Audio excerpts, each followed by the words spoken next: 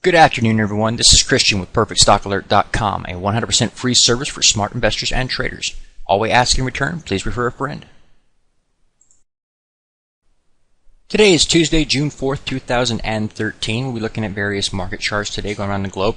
I'm going to be looking at Japan for the start because that's very important. It has a ripple effect. It's going to be crossing all borders. So keep an eye on this, right? What's going on here. We talked about it a little bit yesterday, and we talked about how this actual chart, the EWJ, the Japan iShares, which is designed to track the Nikkei, basically you had this scenario where you had the announcement that the Bank of Japan was going to dump $1.4 billion into the market.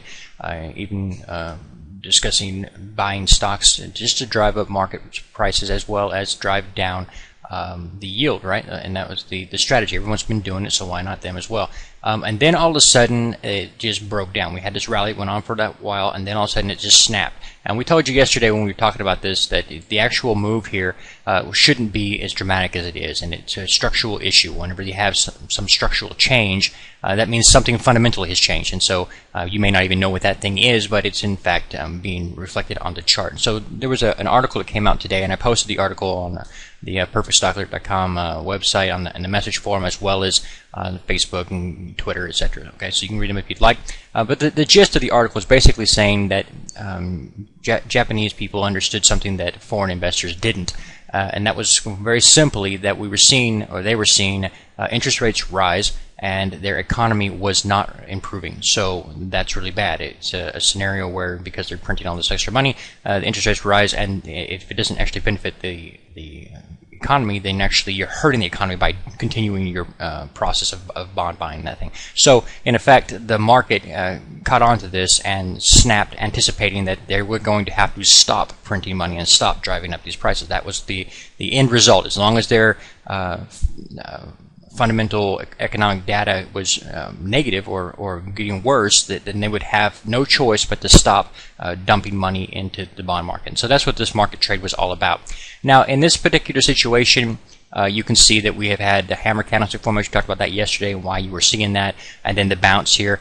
The reason why I didn't say buy this is because, again, the fundamentals that I just mentioned, as well as the fact that this right here, this signal, is not actually on the Nikkei. So let's go look at the Nikkei and see a clearer picture of what's going on. Okay, here we are looking at Tokyo Exchange. You can see in this particular situation, we've pulled back substantially, not as low as being reflected on the iShares that I was just looking at a moment ago.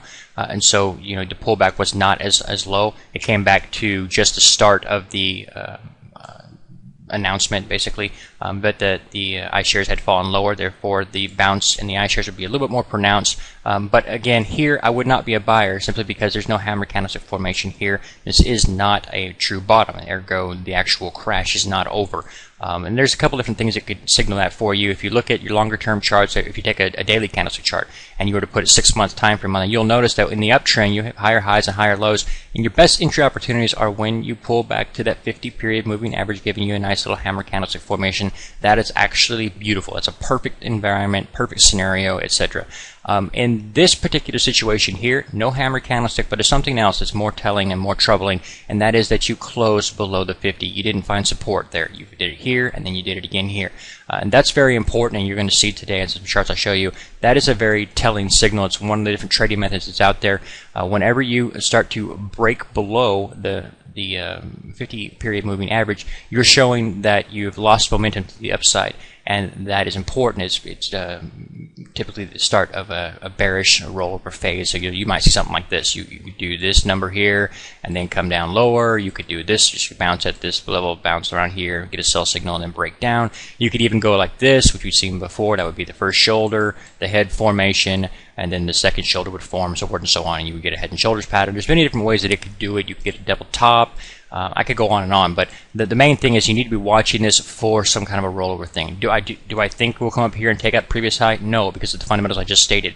They're actually being forced to stop quantitative easing. Now, how does that matter to you? You don't live in Japan, maybe, or maybe you don't trade in the Nikkei. It matters to you because the exact same elements are happening in your market. Now, let's look at the U.S. right quick. Okay, before we look at the U.S. markets, we're going to look right quick at the Australian markets because they're further advanced, so it's a good teaching tool. In this particular scenario, you remember you had the same uptrend going on, the same rally happening because you have a lot of governments stepping in and forcing prices higher and things of that nature. And typically when you're in an uptrend, you pull back to the 50-period moving average and you find support, you find a nice hammer candlestick formation, etc., and you get a confirmation. It's a great buy opportunity. And this time around, that breaks down. You stop seeing that happen. Now, you stop what had been said here, and then you start to get something negative. You get a big fat close below the 50-period moving average. Shouldn't be happening. Now it's close to it, so a lot of traders will say, you know, it has to sell off or close below it by a certain percentage before I'll pay any mind to it, because maybe you can get a little blip to the downside and it's still nothing. There's a couple different ways to read that. The way I was looking at it was the fact that you're getting sell signals at the same time here and here. That was troublesome at the 50-period moving average. That does not bode well for finding support here, so of course we go lower. That right there would have been a sell signal. You're closing well below, multiple days below the 50-period moving average. Doesn't mean that it can't bounce back above it. As you'll see and throughout history, you'll have times when it will just find resistance, bounce to it, find resistance again, and continue to go lower. And in this particular situation, we came down here, and then everywhere, if you go look at any global market, you'll see this rally occurred. This rally occurred because all governments stepped out and said, hey, we're going to throw some more money at it. And that was great. And that's what happened. We rally up here, but something happens. We get sell signal here. We didn't have it before at that level. Now we do. Here, here, here, here. This, of course, telling you the same thing. Sellers are now more active at this point than they were at this point. So we get this move lower again. Again, what are we doing? We're not finding support at the 50-period moving average. They didn't improve anything. They didn't change anything. All they did was prolong the inevitable. And so now we're coming down here. And again, how much further are we now below the 50-period moving average than we were before?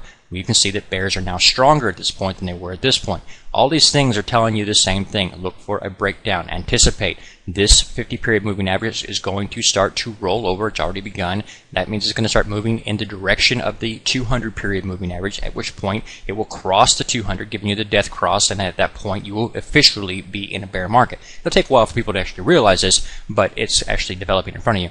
The thing that you need to understand about this is the same thing that happened here, in the big move here, was caused by the same thing that happened in Japan, and the same thing that you're seeing in other countries. All these government entities decided, you know what, we're seeing interest rates rise, and that's a problem because we're not going to be able to continue our process if we're not seeing an improvement in our economy. So now let's go look at the U.S.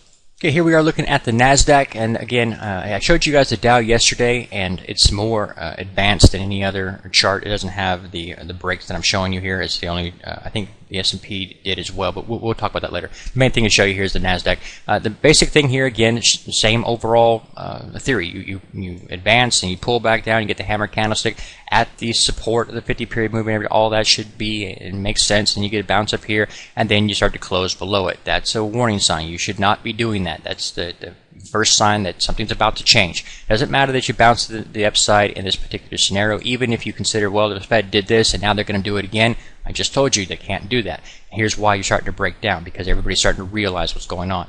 And again, I'll explain this in better detail over time, but right now, to give you a quick little overview, what happened in Japan is happening here. We just got the ISM data on, Monday. We just got that yesterday, right? And in that, we see that 3 consecutive months of contraction. The actual data we got out on Monday showed that we have now retesting basically the lows of June 2009 with the ISM data. That's how far back you have to go to find a low as we have now. So basically, you're seeing the economy get weaker, right? That's very important. If the economy is getting weaker, interest rates are rising, then of course the Fed cannot continue to do what they're doing, and that's why they're stepping back saying we're going to try to slow this down. They're not going to come out and tell you we're double dipping, our efforts are not working anymore. They're not going to say that. That would cause panic. So what they're instead saying is, okay, we're going to start to slow this thing down, because they have to, and that's why you don't be buying anything around this area here. You've got a big move coming lower, and again, this was the signal telling you that something's changing. You're changing the uptrend to the downtrend anyway, but you'll see it proven in time. You'll see us come down here, close below it. We will not find any good support here, and we'll continue to get lower. And then we'll take out this low because there's no hammer candlestick formation there. It's how we told you we were going to take out this low, etc., etc. We'll get there. Let's take a quick look here at the Toronto Stock Exchange, the TSX, and give you guys a quick little view here of what's going on, the same basic overall conditions. It's a global thing. It's not something that's happened in one particular country. You can see we come down here and we do not, well, at first we do, but we find support, support, support, and then we get a sell signal at the 50, start to close below the 50-period moving average, a very, very negative sign. We actually get worse.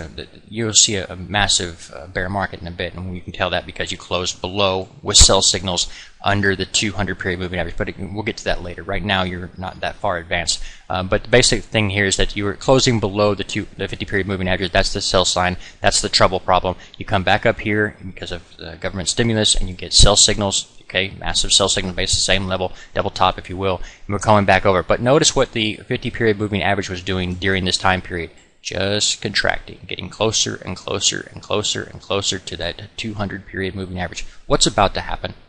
All right, you get the bearish cross, and then what? Oh, you're going to start to move lower. You're going to find yourself below the 50 period moving average, which at that time will be below the 200 period moving average, and then you'll start to find resistance at the 200 period moving average, not support. In a bull market, you find support at the 50. In a bear market, you find resistance at it. So again, great sell opportunity here. Don't be looking to be buying, and etc., etc. This is a great opportunity to the downside, and it's going to speed up as more and more people realize what's going on.